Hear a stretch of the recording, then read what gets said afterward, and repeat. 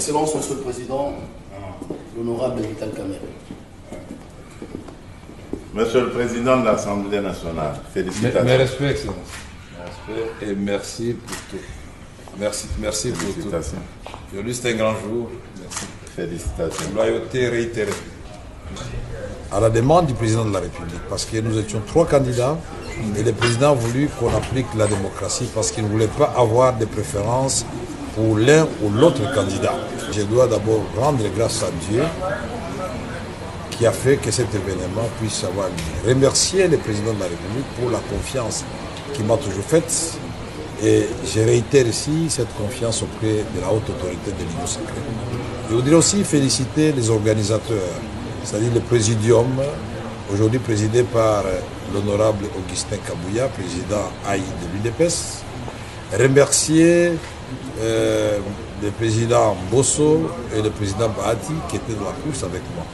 Nous avons gagné ensemble parce que nous avions pris l'engagement devant le président de la République de mener un combat loyal, démocratique, et que ce combat ne laisse pas de séquelles, que ce combat ne nous divise pas, que ce combat se fasse dans la loyauté, et que bien au contraire, que celui qui gagne puisse avoir un regard tout à fait particulier envers et respectueux envers ceux qui ont perdu, et que ceux qui ont perdu comprennent qu'ils n'ont pas été frustrés, mais c'était la volonté de la classe politique, de la majorité.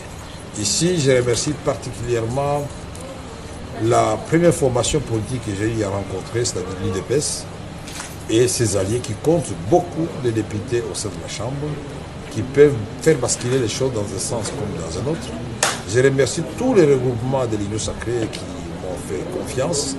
Je remercie les amis du PSR, Tony Kankou, Jean-Lycée Boussa, Julien Paloukou, Bokele et d'autres qui nous ont accompagnés dans ce dur combat.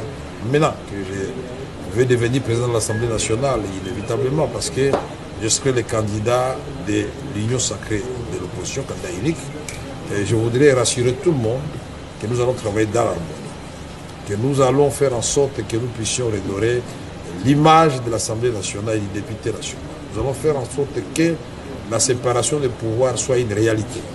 Nous allons pousser le gouvernement, la première ministre et les ministres à remplir leurs assignations contenues dans le programme du gouvernement. Donc le contrôle parlementaire sera de rigueur.